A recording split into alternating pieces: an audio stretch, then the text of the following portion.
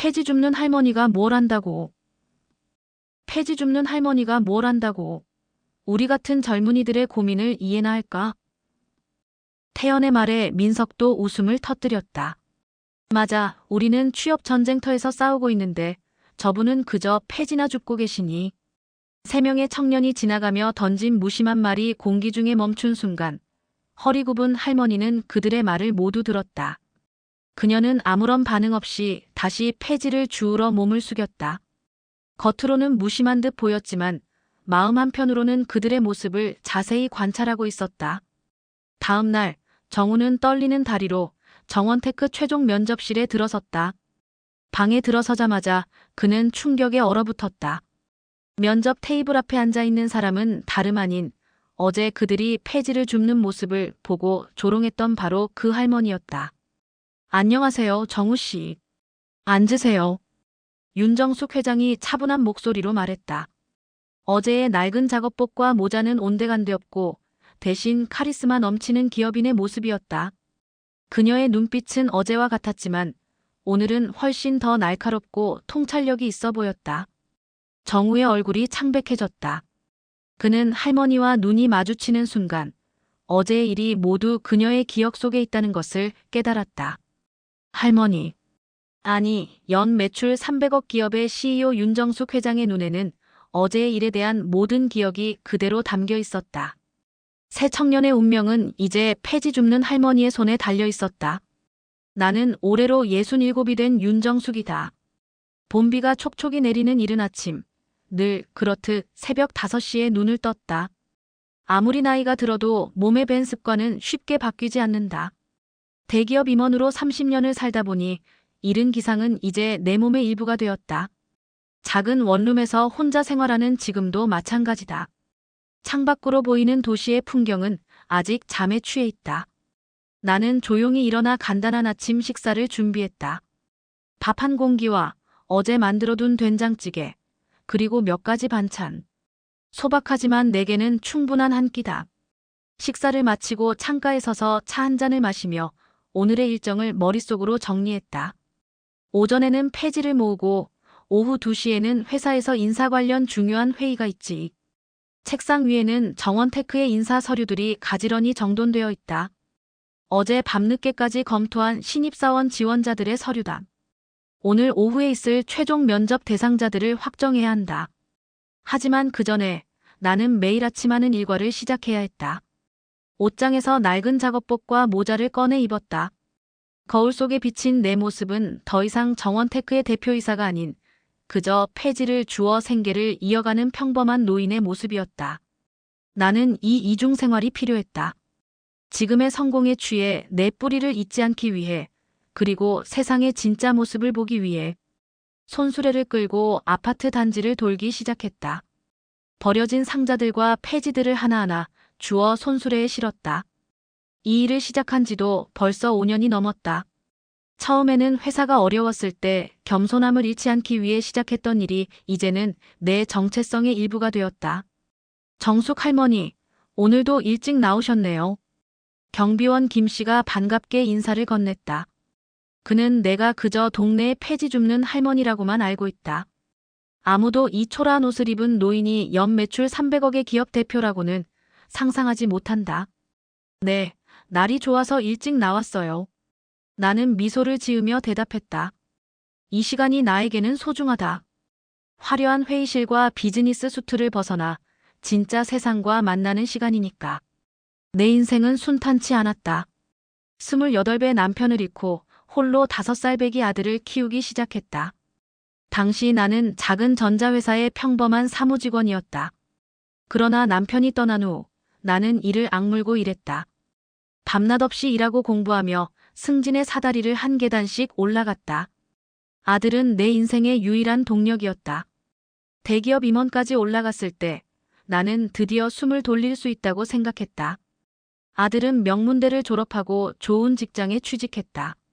하지만 인생은 늘 예상치 못한 방향으로 흘러간다. 아들이 창업한 회사가 실패하고 그 충격으로 해외로 떠난 뒤 연락이 끊긴 지 벌써 10년이 되어간다. 손수레에 폐지를 가득 실으며 문득 아들 생각이 났다. 지금쯤 어디서 무엇을 하고 있을까? 건강은 할까? 그 애가 마지막으로 내게 했던 말은 어머니, 실망시켜 죄송합니다였다. 얼마나 많이 말하고 싶었을까? 실패해도 괜찮다고, 다시 시작하면 된다고. 하지만 자존심 강한 아들은 내 말을 듣지 않았다. 아들이 떠난 후 나는 은퇴를 앞두고 있었다. 평생 모은 돈으로 편하게 살 수도 있었지만 나는 또 다른 도전을 선택했다. 아들이 포기한 사업 아이템을 내가 다시 시작하기로 한 것이다. 그렇게 탄생한 것이 정원테크다. 처음에는 작은 사무실에서 직원 3명으로 시작했다. 내 30년 경력과 인맥을 총동원해 하나씩 일을 만들어냈다. 밤새 사업 계획서를 쓰고 투자자들을 만나고 고객을 찾아다녔다. 그 과정에서 나는 폐지를 줍기 시작했다. 사업이 어려울 때마다 이 소박한 일을 통해 초심을 찾고 싶었다. 놀랍게도 정원테크는 3년 만에 안정을 찾았고 5년이 지난 지금은 업계에서 주목받는 기업이 되었다. 우리가 개발한 친환경 소재 기술은 여러 대기업에서 러브콜을 받고 있다. 하지만 나는 여전히 매일 아침 폐지를 줍는다. 이 일이 내게는 명상과도 같다. 오전 7시 동네 폐지 수거장에 도착했다. 내가 모은 폐지를 계량하고 돈을 받았다. 오늘은 15,000원. 이 돈은 내가 따로 모아두었다가 매달 지역 아동센터에 기부한다. 아이들이 내 아들처럼 꿈을 포기하지 않기를 바라는 마음에서다. 집으로 돌아와 샤워를 하고 옷을 갈아입었다. 폐지 줍는 할머니에서 기업의 CEO로 변신하는 시간이다. 정장을 입고 머리를 단정히 정돈한 후 간단히 화장을 했다. 거울 속 내 모습은 완전히 달라 보였다. 하지만 내면은 같다. 겸손함과 단단함, 그리고 끈기. 이것이 내 성공의 비결이자 삶의 철학이다. 차를 몰고 회사로 향하는 길, 창밖으로 보이는 도시는 이제 완전히 깨어났다. 출근길 사람들로 가득한 거리를 보며 나는 오늘 면접 볼 청년들을 생각했다. 그들에게서 어떤 가능성을 발견할 수 있을까? 나는 항상 학벌이나 스펙보다는 사람의 본질을 보려고 노력한다. 진정성, 열정, 겸손함. 이런 가치들은 어떤 화려한 이력서보다 중요하다. 정원테크에 도착하자 직원들이 공손히 인사를 건넸다. 회장님, 안녕하세요. 나는 미소로 답하며 엘리베이터에 올랐다. 내 사무실에서는 이미 비서가 오늘의 일정표를 준비해 놓고 있었다.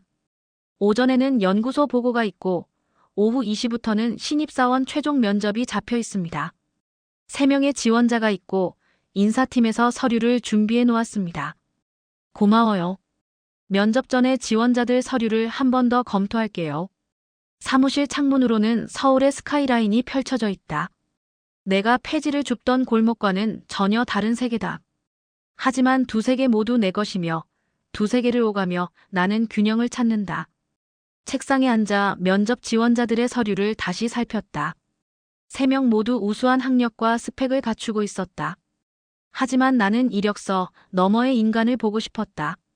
그들이 어떤 가치관을 가지고 있는지, 어떤 삶의 태도를 지니고 있는지. 특히 나는 그들이 타인, 특히 사회적 약자를 어떻게 대하는지 눈여겨보고 싶었다. 젊은 시절의 나 자신을 떠올려 보았다. 나 역시 처음에는 성공과 물질적 성취에 목매달았다. 하지만 세월이 흐르며 깨달았다.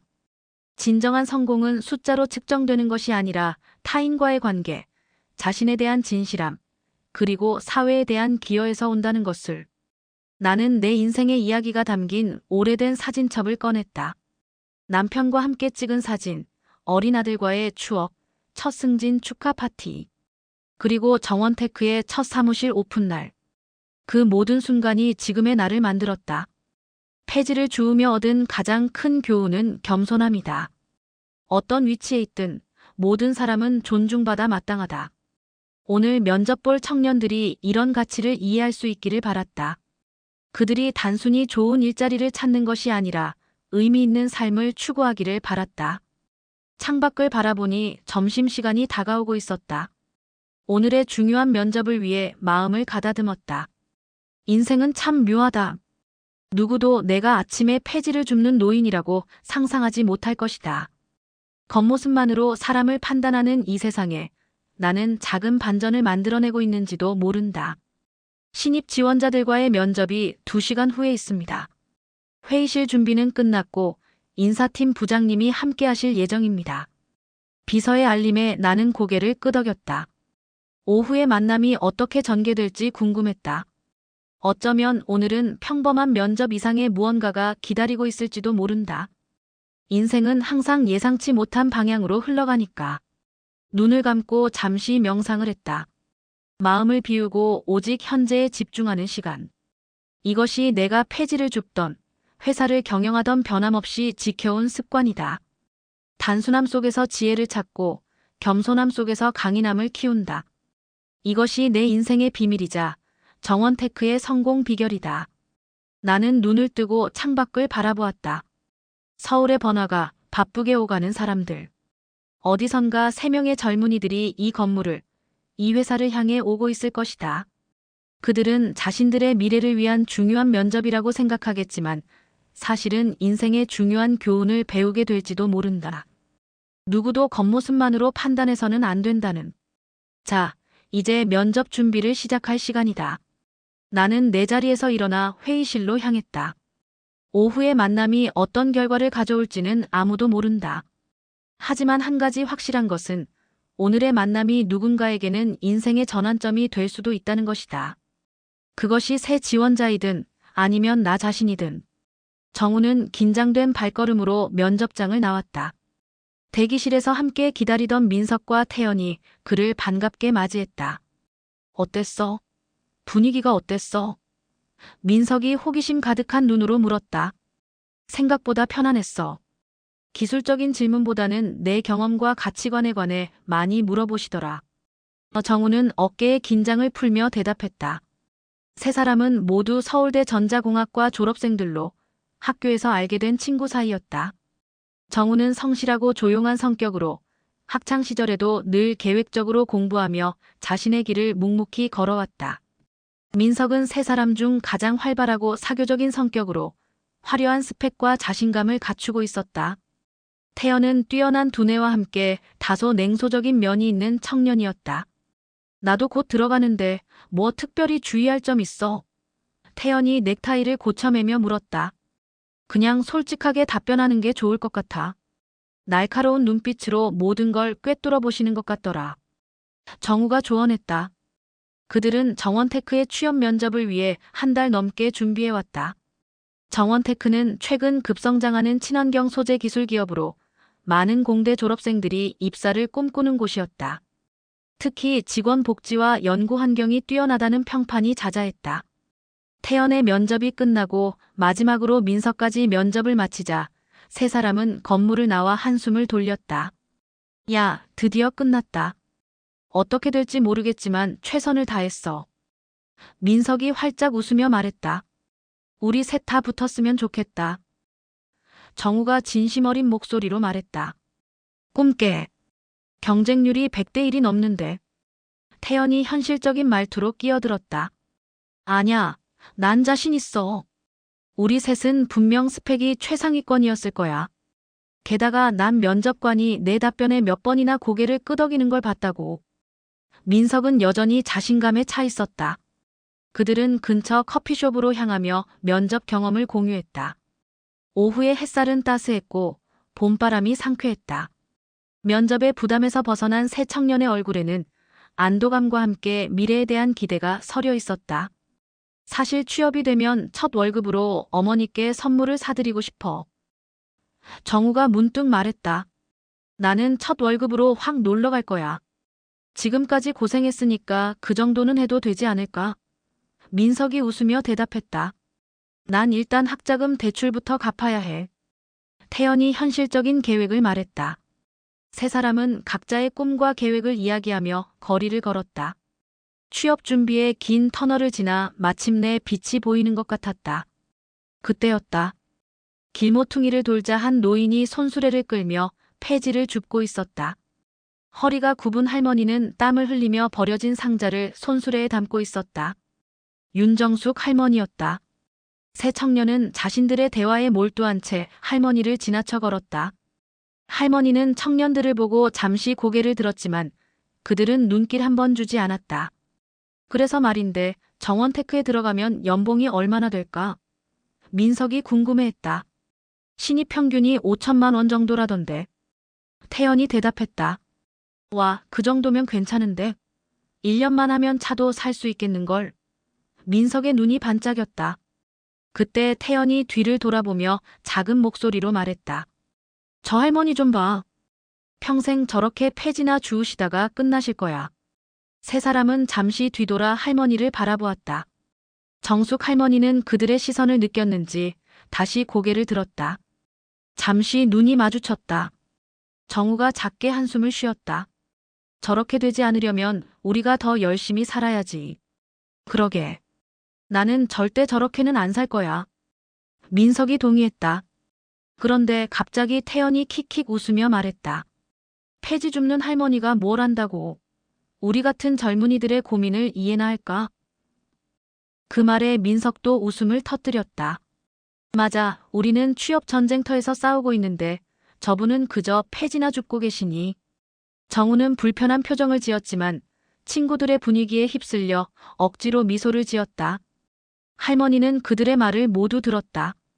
하지만 아무런 반응 없이 다시 폐지를 주우러 몸을 숙였다. 겉으로는 무심한 듯 보였지만 마음 한편으로는 그들의 모습을 자세히 관찰하고 있었다. 야, 목소리 낮춰. 들리면 어쩌려고. 정우가 걱정스럽게 말했다. 뭐 어때? 우리가 진실을 말한 것뿐인데. 태연이 어깨를 으쓱했다. 그래도 예의가 있지. 정우가 작은 목소리로 항의했다. 너무 예민하게 굴지 마. 우리끼리 하는 말인데. 민석이 정우의 어깨를 툭 쳤다. 세 사람은 그대로 걸어갔다. 하지만 정우는 뒤돌아보며 할머니에게 미안한 마음을 느꼈다. 할머니는 여전히 묵묵히 폐지를 줍고 있었다. 정숙 할머니는 그들이 멀어지는 모습을 바라보았다. 오늘 면접 본 청년들이 틀림없었다. 특히 그중 한 명은 면접에서 인상 깊은 답변을 했던 청년이었다. 할머니는 깊은 생각에 잠겼다. 겉모습과 내면의 차이가 이렇게 클 수도 있구나. 하지만 그녀는 이런 상황이 처음은 아니었다. 사람의 진짜 모습은 종종 이런 순간에 드러나는 법이었다. 할머니는 그들의 얼굴을 머릿속에 새겼다. 내일 있을 최종 면접에서 다시 만나게 될 테니까. 한편 새 청년은 저녁을 먹기 위해 식당으로 향했다. 오늘 면접은 정말 기분 좋게 끝난 것 같아. 민석이 메뉴판을 보며 말했다. 너무 자신하지 마. 아직 최종 면접이 남았잖아. 태연이 현실적으로 조언했다. 그래도 1차는 통과한 거니까 희망이 있는 거지. 정우가 긍정적인 말을 보탰다. 그들은 취업 후의 계획과 미래에 대한 이야기로 저녁 시간을 보냈다. 세 사람 모두 자신들의 미래에 대한 기대와 희망으로 가득 차 있었다. 하지만 정우의 마음 한구석에는 여전히 할머니에 대한 미안함이 남아 있었다. 다음 날 아침, 정우는 일찍 일어나 최종 면접을 준비했다. 검은색 정장을 꺼내 입고 구두를 반짝이게 닦았다. 거울 앞에서 넥타이를 매며 그는 어제의 기억이 떠올랐다. 폐지 줍는 할머니와 자신들의 무례한 태도. 마음이 무거웠다. 민석과 태연에게 메시지가 왔다. 둘 다 오늘의 면접에 대한 기대와 긴장을 표현하고 있었다. 정우는 간단히 답장을 보내고 집을 나섰다. 정원테크 본사는 강남의 현대적인 빌딩에 위치해 있었다. 로비는 넓고 깨끗했으며 친환경 소재로 만든 인테리어가 인상적이었다. 세 사람은 약속 시간보다 30분 일찍 도착해 로비에서 만났다. 긴장되지 않아? 민석이 물었다. 평소에 자신감 넘치는 모습과 달리 그의 목소리에는 작은 떨림이 있었다. 당연히 긴장되지. 이게 우리 인생의 전환점이 될 수도 있는데. 태연이 대답했다. 정우는 조용히 창밖을 바라보고 있었다. 건물 앞으로 지나가는 사람들 중에 어제 본 할머니가 보이지는 않을까 하는 생각이 들었다. 다시 한번 그 할머니께 사과하고 싶다는 마음이 들었다. 정우야, 왜 그렇게 생각에 잠겨 있어? 민석이 그의 어깨를 두드렸다. 아니, 그냥. 어제 우리가 할머니께 좀 무례했던 것 같아서. 아직도 그 생각해? 우리가 직접 할머니께 말한 것도 아니고 그냥 우리끼리 한 이야기였잖아. 태연이 가볍게 말했다. 그래도 마음이 좀 그렇네.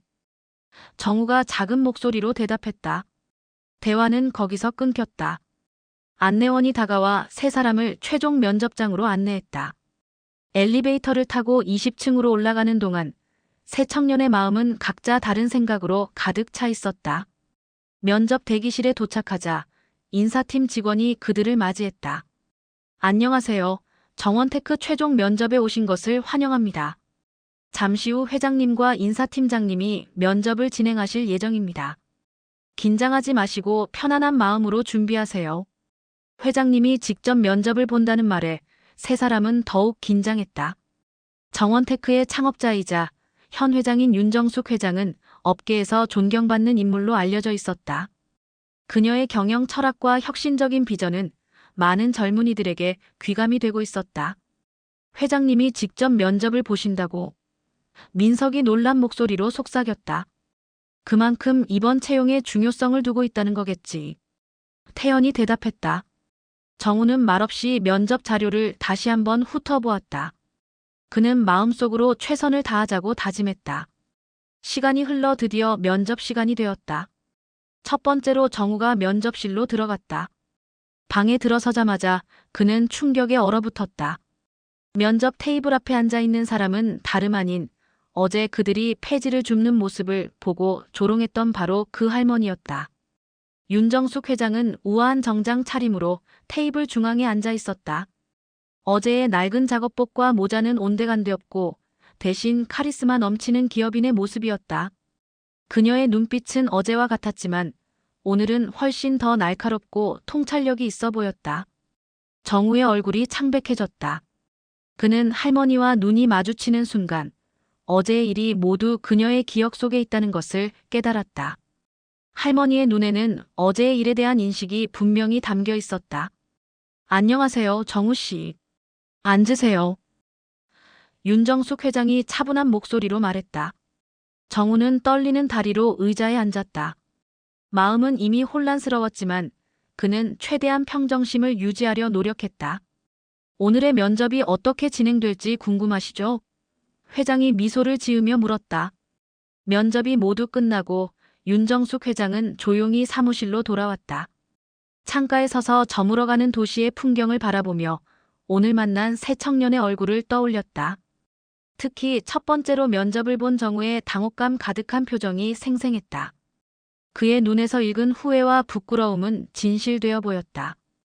회장님, 인사팀에서 최종 보고서를 가져왔습니다. 비서가 문을 두드리며 말했다. 고마워요. 테이블에 놓아두세요. 비서가 나간 후 정숙은 책상으로 돌아와 서류를 펼쳤다. 새 청년의 이력과 면접 평가가 자세히 정리되어 있었다. 기술적 역량만 보면 셋 다 뛰어났다. 그러나 정숙이 중요하게 생각하는 것은 항상 그 너머에 있는 인간성이었다. 정숙은 옷장으로 걸어가 정장을 벗고 편안한 캐주얼 복장으로 갈아입었다. 오늘 하루는 길었다. 아침에 폐지 수집부터 오후의 중요한 면접까지. 그리고 그 면접에서 만난 청년들의 이중적인 모습. 폐지 줍는 할머니가 뭘 안다고. 그 말이 다시 귓가에 맴돌았다. 정숙은 웃음을 터뜨렸다. 인생은 참 아이러니하다. 어제 그녀를 조롱했던 청년들이 오늘은 그녀 앞에서 떨며 자신의 미래를 맡기고자 했으니 정숙은 가방을 들고 사무실을 나섰다. 오늘 밤에는 집에서 조용히 생각할 시간이 필요했다. 누구를 채용할 것인지 아니면 셋 다 거절할 것인지. 그 결정은 내일로 미루기로 했다. 한편 정우는 면접이 끝난 후 집으로 돌아오는 길이었다. 지하철에 앉아 창밖을 바라보며 오늘의 충격적인 경험을 되새겼다. 그 폐지 줍는 할머니가 정원테크의 회장이었다니. 면접장에서 그녀와 눈이 마주쳤을 때의 당혹감은 이루 말할 수 없었다. 더구나 면접 과정에서 할머니하니 윤정숙 회장은 어제의 일에 대해 직접적으로 언급하지 않았다. 그것이 오히려 더 불안하게 만들었다. 그녀가 모든 것을 알고 있다는 사실은 분명했지만 그것이 채용 결정에 어떤 영향을 미칠지는 알 수 없었다. 집에 도착한 정우는 부모님과 간단히 인사를 나누고 자신의 방으로 들어갔다. 침대에 몸을 던지며 깊은 한숨을 내쉬었다. 어떻게 된 거야? 면접은 잘 봤니? 어머니가 문을 두드리며 물었다. 네. 그런데 상황이 좀 복잡해졌어요. 무슨 일이니? 정우는 어머니께 모든 상황을 설명했다. 어제 길에서 본 할머니, 친구들의 조롱, 그리고 오늘 그 할머니가 정원테크의 회장으로 나타났다는 사실까지. 어머니의 표정이 심각해졌다. 정우야, 내가 직접 그런 말을 한 건 아니지만 그 자리에 있었던 것만으로도 책임이 있어. 그 할머니 회장님께 정중하게 사과해야 할 것 같구나. 저도 그렇게 생각해요. 하지만 이제 와서 어떻게 사과해야 할지 모르겠어요. 합격 여부도 아직 모르는데. 결과와 상관없이 내 양심을 위해서라도 사과하는 게 맞아. 그게 내 아버지와 내가 너를 어떻게 키웠는지 보여주는 일이기도 하고. 정우는 고개를 끄덕였다. 어머니의 말씀이 옳았다. 결과가 어떻든 사과는 해야 했다. 그날 밤 정우는 잠들기 전에 편지를 썼다. 윤정숙 회장에게 보낼 진심 어린 사과의 편지였다. 자신의 행동을 반성하고 그 상황에서 침묵했던 것에 책임을 인정하는 내용이었다. 그는 이 편지를 내일 아침 일찍 정원테크 본사로 직접 전달하기로 마음먹었다. 민석의 저녁은 전혀 다른 분위기였다. 그는 친구들과 모여 술을 마시며 오늘의 면접에 대해 이야기하고 있었다. 야, 너희는 믿지 못할 거야. 그 회장님이 누구인 줄 알아? 바로 우리가 어제 길에서 본 그 폐지 줍는 할머니야. 친구들은 놀라움과 흥미로운 표정으로 민석의 이야기를 들었다. 진짜? 그럼 너희가 한 말을 다 들었겠네. 한 친구가 물었다. 그러게. 근데 면접장에서는 그 일에 대해 아무 말도 안 하셨어. 내가 좀 놀랐지만 침착하게 면접을 마쳤지. 나는 기술적인 질문에 다 완벽하게 대답했으니까 합격할 것 같아. 민석은 여전히 자신감에 차 있었다. 그는 그 사건이 채용 결정에 영향을 미치지 않을 거라고 믿고 싶었다. 아니, 그렇게 되어서는 안 된다고 생각했다. 그의 기술적 능력과 학벌이면 충분히 인정받아야 한다고 믿었다. 그런데 정말 괜찮을까? 그런 상황에서는 좀 민감할 수도 있지 않을까? 다른 친구가 걱정스럽게 물었다. 뭐, 그렇게 작은 일에 얽매일 만한 사람으로 보이지는 않았어. 게다가 내 기술력이면 충분히 회사에 기여할 수 있잖아. 민석은 자기 확신에 찬 모습이었지만 마음 한구석에는 불안함도 있었다. 하지만 그는 그 감정을 술로 달래며 밤을 보냈다. 태연은 혼자 원룸에 앉아 컴퓨터 화면을 응시하고 있었다. 화면에는 윤정숙 회장에 대한 기사들이 띄워져 있었다. 그는 오늘의 충격 이후 회장에 대해 더 알아보고 있었다. 기사들에 따르면 윤정숙 회장은 대기업 임원 출신으로 은퇴 후 정원테크를 창업한 입지전적 인물이었다. 그녀는 특히 사회적 책임을 중요시하는 경영 철학으로 유명했고 직원 복지와 사회 공헌에 많은 투자를 하는 CEO였다. 태연은 머리를 감싸 쥐었다. 젠장, 왜 하필 그런 말을 했을까? 그는 자신의 경솔한 행동을 후회하고 있었다. 하지만 동시에 분노도 느꼈다. 왜 회장이 일부러 그런 모습으로 돌아다니는 걸까? 마치 사람들을 시험하는 것처럼. 그는 이메일을 열어 정원테크 인사팀에 메시지를 보내기 시작했다. 오늘의 상황에 대한 해명과 함께 자신의 실수를 인정하는 내용이었다. 하지만 그의 말투에는 여전히 약간의 방어적인 뉘앙스가 묻어 있었다. 그는 이 일이 자신의 채용 가능성에 영향을 미치지 않기를 바라는 마음도 함께 표현했다. 정원테크의 사무실로 돌아온 윤정숙 회장은 늦은 밤까지 일하고 있었다. 그녀는 오늘 면접 본 새 청년의 평가서를 작성하고 있었다. 정우 기술적 역량은 우수함. 질문에 대한 답변이 명확하고 논리적임. 면접 중 진정성과 성실함이 느껴짐. 특히 어제의 사건을 인지한 후 당혹감을 보였으나 정직하게 대응함. 민석 기술적 지식이 뛰어나고 자신감이 넘침. 커뮤니케이션 능력이 좋으나 때로는 지나친 자신감이 오만으로 비칠 수 있음. 어제의 사건에 대해 어색함을 보였으나 직접적인 언급은 피함. 태연 분석적 사고력이 뛰어나고 문제 해결 능력이 우수함. 다소 냉소적인 태도가 보이며 어제의 사건을 인지했을 때 당혹감과 함께 방어적인 모습을 보임. 정숙은 펜을 내려놓고 생각에 잠겼다. 단순히 어제의 사건만으로 이들을 판단하고 싶지는 않았다. 그녀는 항상 사람의 가능성과 성장 가능성을 중요시했다. 하지만 그들의 반응은 분명 그들의 인격을 일부 보여주고 있었다. 비서가 노크 소리와 함께 들어왔다. 회장님, 퇴근하시지 않으세요? 이미 늦은 시간입니다. 곧 갈게요. 생각할 것이 조금 있어서요. 비서가 나간 후 정숙은 창가로 다시 걸어갔다. 밤의 서울은 여전히 빛으로 가득했다. 그녀는 자신의 젊은 시절을 떠올렸다. 그때의 자신도 이런 판단의 순간들을 겪었고 때로는 실수도 했다. 하지만 중요한 것은 그 실수로부터 어떻게 배우고 성장하는가였다. 정숙은 결정을 내렸다. 내일 세 청년에게 각각 다른 답변을 줄 것이다. 그것은 단순한 채용 결정이 아닌 그들의 인생의 작은 교훈이 될 수도 있을 것이다. 방으로 돌아와 정숙은 마지막으로 메일을 확인했다. 놀랍게도 태연에게서 온 이메일이 있었다. 그녀는 천천히 그 내용을 읽었다. 해명과 함께 약간의 변명이 섞여 있었지만 적어도 그는 연락을 시도했다. 정숙은 미소를 지었다. 인생은 예상치 못한 방향으로 흘러가곤 한다.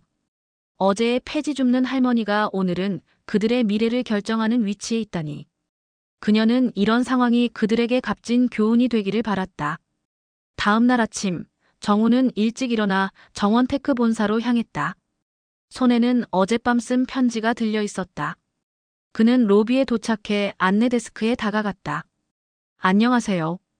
저는 어제 최종 면접을 본 지원자 김정우입니다. 윤정숙 회장님께 전달드릴 편지가 있습니다. 네, 알겠습니다. 저희가 전달해 드리겠습니다. 정우가 막 건물을 나서려는 순간 뒤에서 익숙한 목소리가 들렸다. 정우 씨. 돌아보니 윤정숙 회장이 서 있었다. 오늘은 우아한 베이지색 정장 차림이었다. 회장님. 정우는 놀라서 말을 잇지 못했다. 이렇게 일찍 오셨네요. 무슨 일이신가요? 제가 편지를 전해드리려고 왔습니다. 어제, 아니, 이틀 전에 있었던 일에 대해 사과드리고 싶었습니다. 정숙은 잠시 정우를 바라보았다. 그의 진심 어린 표정에 그녀의 마음이 움직였다. 함께 커피라도 한잔 하시겠어요? 이야기 나눌 것이 있을 것 같네요.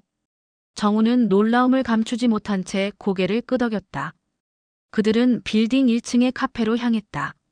그날 아침, 세 청년은 각자의 방식으로 새로운 하루를 맞이하고 있었다. 정우는 윤정숙 회장과의 예상치 못한 대화를, 민석은 자신의 SNS에 자신감 넘치는 글을 올리며 결과를 기다리고 있었고 태연은 불안한 마음으로 이메일 답장을 확인하고 있었다. 인생은 때로 우리가 가장 예상치 못한 순간에 가장 중요한 교훈을 준다. 윤정숙 회장은 그것을 잘 알고 있었다. 그리고 이제 새 청년도 그 사실을 곧 깨닫게 될 것이다. 정우의 휴대폰이 울렸다. 화면에는 정원테크 인사팀이라는 문구가 떠 있었다. 그는 심호흡을 한 뒤 전화를 받았다. 안녕하세요, 김정우님. 정원테크 인사팀 박지영입니다. 좋은 소식을 알려드리게 되어 기쁩니다. 최종 면접에 통과하셔서 내일 오후 2시에 최종 면담을 위해 회사로 방문해 주시면 감사하겠습니다. 정우는 믿을 수 없다는 표정으로 한동안 말을 잇지 못했다. 어제 아침 윤정숙 회장과 나눈 대화 이후 자신의 합격 가능성은 매우 낮다고 생각했기 때문이다. 정말 감사합니다. 내일 꼭 방문하겠습니다. 전화를 끊은 후 정우는 자리에 털썩 주저앉았다. 그의 마음은 기쁨보다는 혼란으로 가득했다. 회장님이 자신을 용서해 주신 걸까? 아니면 이것은 다른 의미가 있는 것일까? 거의 같은 시간, 민석도 정원테크 인사팀으로부터 전화를 받았다. 그 역시 최종 면담 초대를 받았다. 민석은 자신의 예상대로 되었다며 만족스러운 미소를 지었다. 역시 내 실력이면 그 정도 일은 문제없지. 그는 자신의 SNS에 정원테크 최종 합격, 곧 사회 첫 발을 내딛습니다라는 글을 올렸다. 수많은 축하 댓글이 달리기 시작했다. 태연 역시 같은 전화를 받았다. 그는 안도의 한숨을 내쉬었다. 어젯밤 보낸 이메일이 효과가 있었던 모양이다. 그는 머릿속으로 내일 있을 최종 면담에서 어떻게 행동할지 계획을 세우기 시작했다. 이번에는 실수하지 않을 것이다. 다음 날 세 청년은 각자 다른 시간에 정원테크 본사에 도착했다. 정우가 가장 먼저 오후 2시 30분에 도착했고 민석은 정확히 2시, 태연은 2시 10분에 로비에 들어섰다. 인사팀 직원이 세 사람을 20층 회의실로 안내했다. 그곳에는 윤정숙 회장과 인사팀장, 그리고 연구소장이 앉아 있었다. 정우는 긴장된 마음으로 자리에 앉았다. 오늘 이 자리에 모인 이유는 여러분들에게 최종 결정을 알려드리기 위해서입니다. 윤정숙 회장이 차분한 목소리로 말했다. 세 청년의 눈빛이 긴장감으로 빛났다. 특히 민석은 자신감 넘치는 표정이었다. 하지만 그 전에 여러분께 제가 왜 폐지를 줍는지에 대해 이야기하고 싶습니다. 회의실에 정적이 흘렀다. 세 청년은 숨을 죽이고 회장의 말을 기다렸다. 나는 20년 전 대기업 임원으로 일하던 시절에 한 가지 중요한 깨달음을 얻었습니다. 그것은 높은 위치에 오를수록 현실과의 괴리가 커진다는 점이었죠. 윤정숙 회장은 창밖을 바라보며 계속 이야기했다. 어느 날 저는 회사 근처에서 폐지를 줍는 할머니를 보게 되었습니다. 그분은 제 어머니와 비슷한 연세였어요. 저는 문득 저분의 삶은 어떨까라는 생각이 들었습니다. 그날부터 저는 가끔 평범한 옷을 입고 거리로 나가 사람들의 진짜 모습을 보기 시작했습니다. 회장은 잠시 말을 멈추고 세 청년의 얼굴을 하나하나 바라보았다. 정우는 진지하게 경청하고 있었고 민석은 약간 불편한 표정이었으며 태연은 냉정하게 분석하는 듯한 눈빛이었다. 정원테크를 창업한 후에도 저는 이 습관을 계속했습니다. 폐지를 줍는 일은 저에게 겸손함을 가르쳐주고 세상의 다양한 모습을 보게 해주었습니다. 사람들이 저를 어떻게 대하는지가 그들의 진짜 모습을 보여주기도 했죠. 민석이 불안하게 자세를 고쳐 앉았다. 회장의 시선이 그에게 향했다. 민석 씨, SNS에 이미 합격 소식을 올리셨더군요. 민석의 얼굴이 창백해졌다. 그건, 네, 보았습니다. 축하도 많이 받으셨더군요. 회장의 목소리는 담담했지만 그 안에는 날카로움이 숨어 있었다. 태연이 입을 열었다. 회장님, 저희에게 이런 시험을 하신 겁니까? 윤정숙 회장은 미소를 지었다. 시험이라기보다는 관찰이라고 해야 할 것 같네요. 저는 기술적 능력 못지않게 인성과 가치관을 중요하게 생각합니다. 특히 어떤 상황에서도 모든 사람을 존중할 줄 아는 태도는 우리 회사의 핵심 가치입니다. 정우가 조심스럽게 말했다. 회장님, 그날 저희가 한 행동에 대해 다시 한번 사과드립니다. 특히 제가 그 상황에서 침묵한 것은 잘못이었습니다. 회장은 고개를 끄덕였다. 정우 씨, 당신의 사과는 이미 받아들였습니다. 어제 아침 우리가 나눈 대화에서 당신의 진심이 느껴졌으니까요. 민석이 갑자기 자세를 바로 하고 말했다. 회장님, 저도 그날의 일에 대해 진심으로 사과드립니다. 제가 경솔했습니다. 하지만 제 기술적 역량은 회사에 큰 도움이 될 수 있습니다. 기회를 주신다면 열심히 일하겠습니다. 윤정숙 회장은 잠시 민석을 바라보았다. 그의 말이 진심인지 단지 합격을 위한 말인지 판단하려는 듯했다. 태연은 냉정한 표정으로 말했다. 회장님, 솔직히 말씀드리자면 저는 이런 방식의 평가에 동의하지 않습니다. 직원을 뽑는 데 있어서 업무 능력이 가장 중요하다고 생각합니다. 물론 제 행동이 적절하지 않았다는 점은 인정합니다만. 회장이 태연의 말을 자르며 말했다. 태연 씨, 당신의 솔직함은 좋습니다. 하지만 우리 회사는 단순히 기술만으로 운영되지 않습니다. 우리는 팀워크와 상호 존중을 중요시합니다.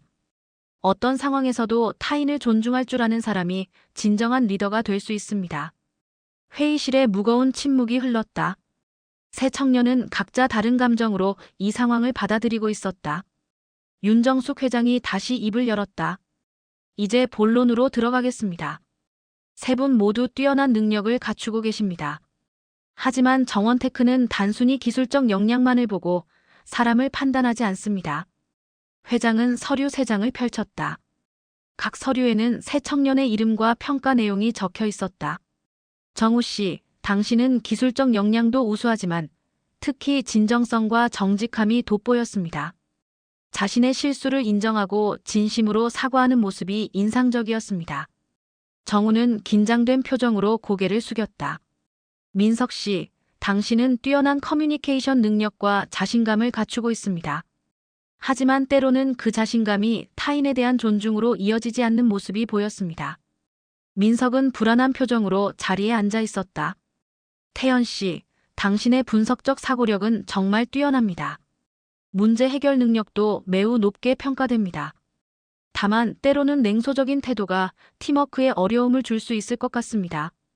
태연은 표정 변화 없이 회장의 말을 듣고 있었다. 윤정숙 회장은 잠시 말을 멈추고 깊은 숨을 내쉬었다. 그리고 최종 결정을 발표했다. 오늘 이 자리에서 최종 합격자를 발표하려고 합니다. 하지만 그 전에 한 가지 분명히 말씀드리고 싶은 것이 있습니다. 우리 회사에서는 모든 직원이 서로를 존중하고 배려하는 문화를 중요시합니다. 그것은 저부터 시작됩니다. 새 청년은 긴장된 표정으로 최종 결정을 기다렸다. 김정우 씨, 당신을 정원테크의 신입사원으로 모시게 되어 기쁩니다. 당신의 진정성과 성실함이 우리 회사에 큰 도움이 될 것이라 믿습니다. 정우의 얼굴에 안도와 기쁨이 번졌다. 그는 자리에서 일어나 깊이 고개를 숙였다. 감사합니다, 회장님. 기대에 부응하도록 최선을 다하겠습니다. 윤정숙 회장은 민석과 태연을 바라보았다. 박민석 씨와 이태연 씨, 두 분의 능력은 정말 뛰어납니다. 하지만 아쉽게도 이번에는 함께하지 못하게 되었습니다. 민석의 얼굴이 굳었다. 그는 이 결과를 예상하지 못했다. 태연은 표정 변화 없이 고개를 끄덕였다. 두 분께 한 가지 제안이 있습니다. 3개월 후에 다시 지원해 주시면 재고려하겠습니다. 그 기간 동안 우리 회사의 가치와 여러분의 가치가 얼마나 일치하는지 다시 한번 생각해 보시길 바랍니다. 민석이 불만스러운 표정으로 말했다. 회장님, 제 능력이 부족해서가 아니라 단지 그날의 일 때문에 저를 탈락시키신 겁니까? 윤정숙 회장은 차분하게 대답했다. 민석 씨, 이것은 단지 그날의 일만으로 내린 결정이 아닙니다. 면접 과정 전체, 그리고 오늘의 태도까지 모두 고려한 결정입니다. 뛰어난 능력은 많은 사람이 가지고 있습니다. 하지만 그 능력을 어떻게 사용하느냐가 더 중요합니다. 태연이 조용히 말했다. 이해했습니다, 회장님. 기회를 주셔서 감사합니다. 회의가 끝나고 세 청년은 각자 다른 감정을 안고 회의실을 나왔다. 정우는 기쁨과 책임감을, 민석은 분노와 혼란을, 태연은 수용과 성찰의 감정을 품고 있었다. 윤정숙 회장은 창가에 서서 멀어져가는 세 청년의 뒷모습을 바라보았다. 그녀는 이 경험이 그들에게 단순한 취업의 성패를 넘어선 인생의 교훈이 되기를 바랐다. 특히 탈락한 두 청년에게 이것이 성장의 기회가 되기를 진심으로 희망했다. 회장님, 괜찮으신가요? 인사팀장이 물었다. 네, 괜찮습니다. 때로는 이런 결정이 어렵지만 우리 회사의 가치를 지키는 것이 중요하니까요. 윤정숙 회장은 다시 한번 창밖을 바라보았다. 내일 아침에도 그녀는 여전히 폐지를 줍기 위해 일찍 일어날 것이다. 그것은 그녀가 자신의 뿌리와 가치를 잊지 않기 위한 방법이었다. 그리고 오늘의 경험은 새 청년에게도 잊지 못할 교훈이 되리라 믿었다. 회의실을 나온 정우는 복잡한 감정에 휩싸였다. 합격의 기쁨도 있었지만 동시에 친구들에 대한 미안함과 부끄러움도 느꼈다. 그는 로비에서 기다리고 있던 민석과 태연을 발견했다. 두 사람의 표정만 봐도 결과를 알 수 있었다. 축하해, 정우야. 태연이 먼저 말을 꺼냈다. 그의 목소리는 담담했지만 눈빛에는 복잡한 감정이 서려 있었다. 고마워. 정우는 어색하게 대답했다. 민석은 눈에 띄게 화가 나 있었다. 이게 말이 되냐? 우리 셋 중에 내가 가장 뛰어난 스펙을 갖고 있는데 단지 그날 그런 말을 했다고 탈락시키다니. 민석아, 그게 전부는 아닐 거야. 정우가 조심스럽게 말했다. 그럼 뭐야? 회장님이 분명히 말씀하셨잖아. 그날의 일이 결정에 영향을 미쳤다고. 하지만 그것만이 이유는 아니라고 하셨어. 민석은 화난 표정으로 고개를 저었다. 난 이해할 수 없어. 기업은 능력 있는 사람을 뽑아야 하는 거 아냐? 내가 말 한마디 잘못했다고 이렇게 중요한 기회를 놓치다니. 태연이 침착하게 끼어들었다. 민서가 진정해. 회장님 말씀이 일리가 있어. 우리가 그날 보인 행동이 우리의 가치관을 어느 정도 반영한 거니까. 너마저 그런 말을 하다니. 민석이 소리쳤다. 아, 정말 짜증나. 난 이만 갈게. 민석은 더 이상 말없이 빠르게 건물을 빠져나갔다. 정우와 태연만 남겨진 로비는 잠시 침묵에 휩싸였다. 태연아, 미안해. 정우가 조용히 말했다. 왜 내가 미안해? 공정한 경쟁이었고 내가 이겼을 뿐이야. 태연의 말에는 비난의 기색이 없었다. 그래도 그날 내가 너희를 말렸어야 했는데. 내가 말렸어도 우리가 들었을지 의문이야. 태연이 쓴웃음을 지었다. 어쨌든 축하해. 넌 정말 좋은 기회를 얻었어. 고마워. 넌 어떻게 할 거야? 글쎄, 일단 다른 회사도 알아볼 거고. 그리고 회장님이 말씀하신 3개월 후에 다시 도전해볼까 생각 중이야. 오늘 많은 것을 생각하게 됐거든. 두 사람은 잠시 더 이야기를 나눈 후 헤어졌다. 정우는 집으로 향하는 지하철에 몸을 맡기며 오늘의 일을 곱씹었다. 그의 취업이 순전히 실력 때문만은 아니라는 사실이 그를 불편하게 했다. 하지만 동시에 윤정숙 회장이 보여준 가치관과 판단 기준은 그에게 깊은 인상을 남겼다. 한편 민석은 분노와 좌절감을 안고 술집으로 향했다. 그는 혼자 술을 마시며 SNS에 올렸던 합격 소식 게시물을 삭제했다. 불과 몇 시간 전만 해도 그는 자신의 미래가 확정된 것처럼 느꼈는데 이제는 다시 원점으로 돌아온 기분이었다. 내가 뭘 그렇게 잘못했다고. 그냥 농담처럼 한 말인데. 민석은 자기 합리화를 하며 소주잔을 비웠다. 그러나 술이 몇 잔 들어가자 그의 마음 한구석에서는 다른 목소리가 들려오기 시작했다. 그날 그가 한 말을 다시 생각해보니 확실히 부적절했다는 생각이 들었다. 폐지를 줍는 노인을 조롱한 것은 그 노인이 회사 회장이었든 아니든 상관없이 잘못된 행동이었다. 그래도 그게 취업에 영향을 미칠 정도로 중요한 일인가? 그는 여전히 의문을 품었다. 하지만 술이 더 들어갈수록 그의 생각은 점점 더 복잡해졌다. 태연은 한강공원 벤치에 앉아 밤하늘을 바라보고 있었다. 그는 오늘의 결과에 대해 생각하며 자신의 가치관을 돌아보고 있었다. 그동안 그는 항상 능력과 성과만이 중요하다고 생각했다. 하지만 윤정숙 회장의 말은 그에게 새로운 관점을 제시했다. 어쩌면 나는 너무 냉소적이었을지도 모른다. 태연은 자신의 태도를 돌아보았다. 그는 항상 세상을 비판적인 눈으로 바라보았고 때로는 그것이 타인에 대한 존중의 결여로 이어졌다는 것을 인정할 수밖에 없었다. 그날 밤 세 청년은 각자의 방식으로 윤정숙 회장과의 만남이 남긴 교훈을 곱씹고 있었다. 다음 날 아침 정우는 정원테크에 첫 출근을 했다. 인사팀에서 신입 교육과 필요한 서류 작업을 마친 후 그는 자신이 배정된 연구개발팀으로 향했다. 팀장인 김 부장이 그를 반갑게 맞이했다. 정우 씨, 우리 팀에 온 것을 환영합니다. 회장님이 직접 당신을 추천하셨더군요. 네. 회장님이요? 정우는 놀라움을 감추지 못했다. 그렇습니다. 회장님이 당신의 잠재력을 높게 평가하셨어요. 특히 당신의 정직함과 진정성을 언급하셨죠. 정우는 감사함과 동시에 책임감을 느꼈다. 그는 더욱 열심히 일하기로 다짐했다. 점심시간, 그는 구내식당에서 식사를 하고 있었다. 문득 옆자리에서 누군가가 말을 걸었다. 혼자 드시나요? 함께 해도 될까요? 고개를 들어보니 윤정숙 회장이었다. 정우는 놀라서 자리에서 벌떡 일어났다. 회장님. 네, 물론이죠. 윤정숙 회장은 미소를 지으며 자리에 앉았다. 첫날은 어떠신가요? 아직 적응 중입니다. 모든 것이 새롭고 배울 것이 많아 보입니다. 그렇겠군요. 처음은 항상 어렵습니다. 하지만 정우 씨라면 잘 해낼 거예요. 잠시 침묵이 흐른 후 정우가 조심스럽게 물었다. 회장님, 실례가 되지 않는다면 질문이 있습니다. 네, 말씀하세요. 왜 저를 선택하셨나요? 기술적으로는 민석이나 태연이 더 뛰어났을 수도 있는데.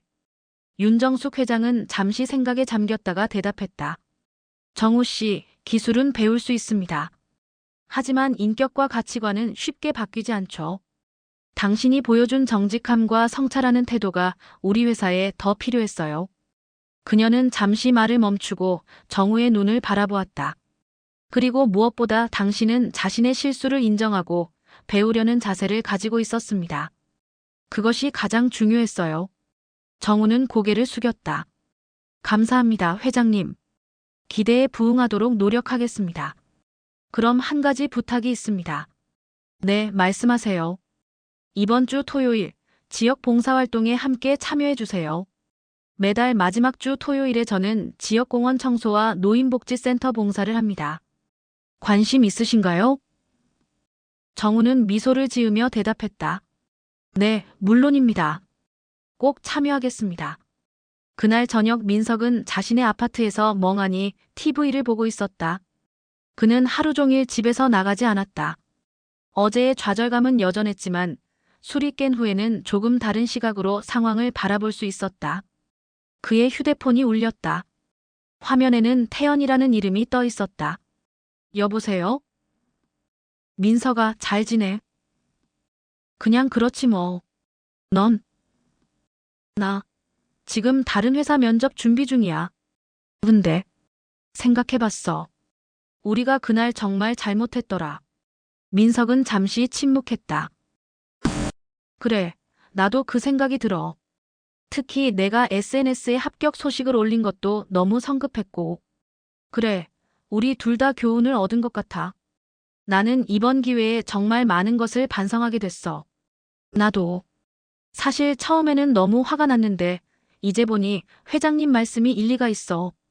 두 사람은 한동안 자신들의 경험과 깨달음에 대해 이야기를 나눴다. 그 대화는 그들에게 위로가 되었고 새로운 시작을 위한 동기부여가 되었다.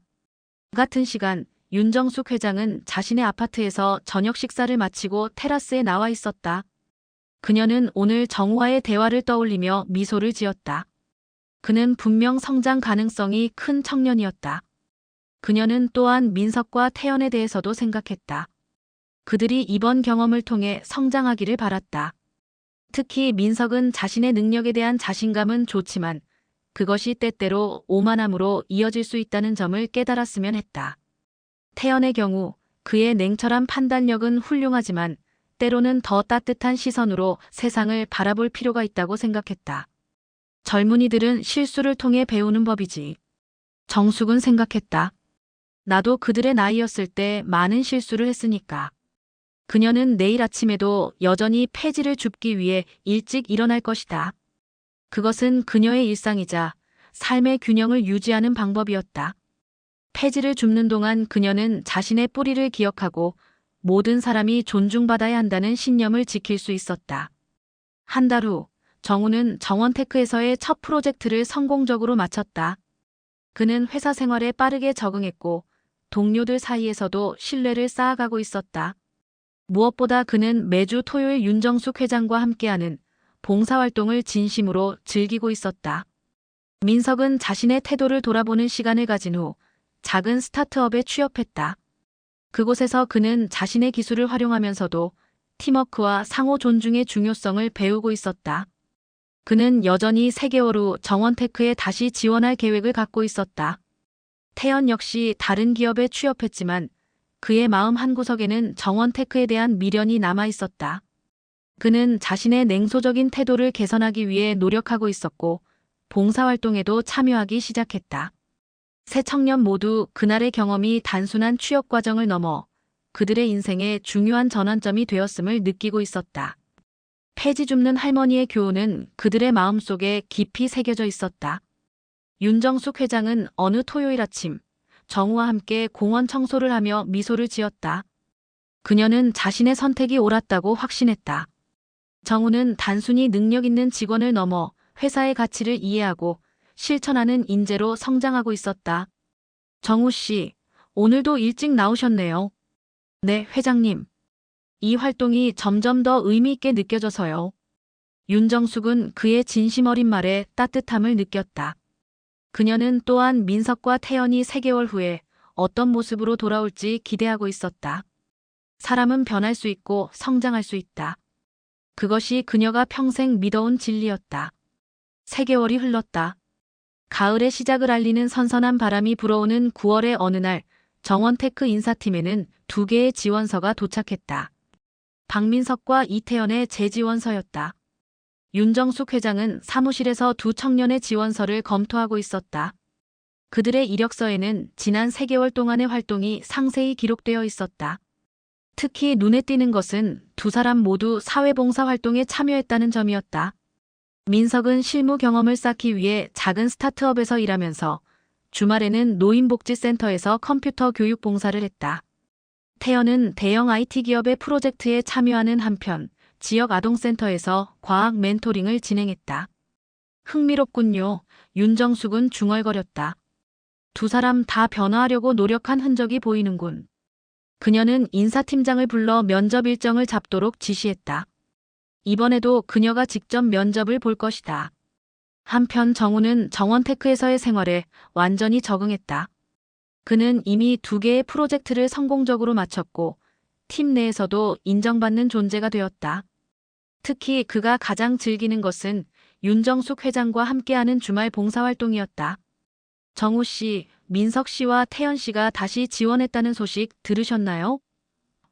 윤정숙이 봉사활동을 마치고 돌아오는 길에 물었다. 네, 들었습니다.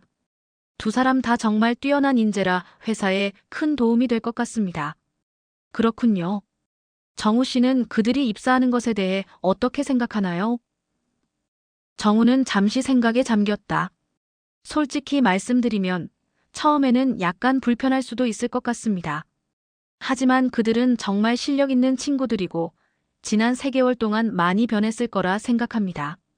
저는 그들과 함께 일하게 된다면 기쁠 것 같습니다. 윤정숙은 미소를 지었다. 정우 씨는 항상 너그러운 마음을 가지고 있군요. 그 점이 참 귀합니다. 이틀 후 민석과 태연은 각각 정원테크에서 면접을 보았다. 이번에는 윤정숙 회장과 개별적으로 만났다. 민석이 먼저였다. 그는 지난번보다 훨씬 겸손한 태도로 면접실에 들어왔다. 안녕하세요, 회장님. 다시 만나 뵙게 되어 영광입니다. 반갑습니다, 민석 씨. 3개월 동안 어떻게 지내셨나요? 민석은 잠시 숨을 고르고 말을 이어갔다. 많은 것을 배우고 깨달은 시간이었습니다. 제가 가진 능력에만 의존하던 태도가 얼마나 좁은 시각이었는지 깨달았습니다. 구체적으로 어떤 변화가 있었나요? 스타트업에서 일하면서 혼자의 능력보다 팀워크가 얼마나 중요한지 배웠습니다. 그리고 노인복지센터에서 봉사하며 제가 예전에 가졌던 편견이 얼마나 잘못되었는지 깨달았습니다. 윤정숙은 그의 말에 귀 기울이며 진심을 판단하려 했다. 민석의 눈빛과 말투에는 확실히 변화가 느껴졌다. 그리고 민석이 말을 이어갔다. 그날 폐지 줍는 할머니. 회장님을 조롱했던 일에 대해 정말 죄송합니다. 당시에는 제 행동이 얼마나 무례하고 잘못되었는지 인식하지 못했습니다. 윤정숙은 고개를 끄덕였다. 사람은 누구나 실수를 합니다. 중요한 것은 그 실수로부터 배우는 것이지요. 면접은 1시간 동안 계속되었다. 민석은 기술적인 질문에도 훌륭하게 대답했지만 무엇보다 그의 태도와 가치관에 큰 변화가 있음을 보여주었다. 태연의 면접도 비슷한 분위기였다. 그는 여전히 분석적이고 논리적인 사고를 보여주었지만 이전의 냉소적인 태도는 많이 누그러져 있었다.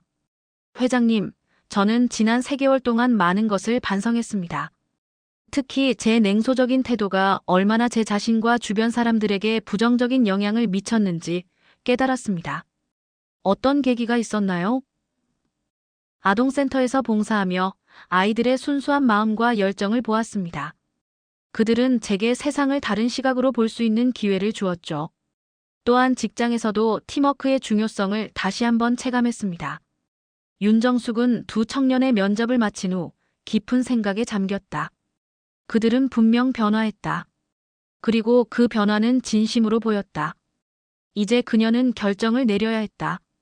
다음 날 정우는 회의실에서 윤정숙 회장과 마주 앉았다. 정우 씨, 민석 씨와 태연 씨의 채용에 대해 이야기하고 싶습니다. 제가 두 사람을 채용하기로 결정했어요. 정말 좋은 결정이라고 생각합니다, 회장님. 하지만 그들이 입사하면 세 분은 같은 팀에서 일하게 될 거예요. 괜찮을까요? 정우는 잠시 생각한 후 대답했다. 네, 물론입니다. 우리 모두 전문가로서 함께 일할 수 있을 것입니다. 그리고 어쩌면 이것이 우리가 과거의 일을 완전히 극복하는 기회가 될 수도 있겠네요. 윤정숙은 미소를 지었다. 역시 정우 씨다워요. 그럼 다음 주부터 그들이 합류할 예정입니다. 그리고 마침내 그날이 왔다. 민석과 태연이 정원테크에 첫 출근하는 날이었다. 두 사람은 긴장된 표정으로 로비에 들어섰다. 그리고 그곳에는 정우가 그들을 기다리고 있었다. 정우야. 민석이 반가운 목소리로 불렀다. 축하해, 두 사람 다. 정우가 따뜻하게 말했다. 이제 우리는 같은 팀이야. 세 사람은 어색하게 웃으며 인사를 나눴다. 과거의 사건은 여전히 그들 사이에 묘한 긴장감을 만들었지만 그것을 극복하고자 하는 의지도 함께 있었다. 정우가 두 사람을 사무실로 안내하는 동안 윤정숙 회장은 창가에 서서 그들을 지켜보고 있었다. 그녀의 입가에는 미소가 맴돌았다. 그녀는 이 세 청년이 함께 성장해 나갈 모습을 기대하고 있었다. 첫날의 업무가 끝나고 윤정숙 회장은 세 청년을 자신의 사무실로 불렀다. 오늘 첫날은 어땠나요? 세 사람은 각자의 느낌을 나누었다. 처음에는 약간 어색했지만 점차 자연스러워졌다는 이야기였다. 여러분에게 제안하고 싶은 것이 있습니다. 윤정숙이 말했다. 매주 토요일 제가 참여하는 봉사활동이 있는데 세 분이 함께 해주시면 어떨까요? 세 청년은 서로를 바라본 후 동시에 고개를 끄덕였다. 네, 기꺼이 참여하겠습니다. 민석이 대표로 대답했다. 좋습니다. 이번 토요일에 만나요. 토요일 아침, 네 사람은 도시 외곽의 작은 공원에 모였다. 오늘의 활동은 공원 청소와 폐지 수거였다. 윤정숙 회장은 평소처럼 소박한 작업복 차림이었다. 오늘 우리는 이 지역의 폐지를 모아 재활용센터에 전달할 겁니다. 수익금은 지역 노인복지센터에 기부됩니다. 세 청년은 각자 장갑을 끼고 작업을 시작했다.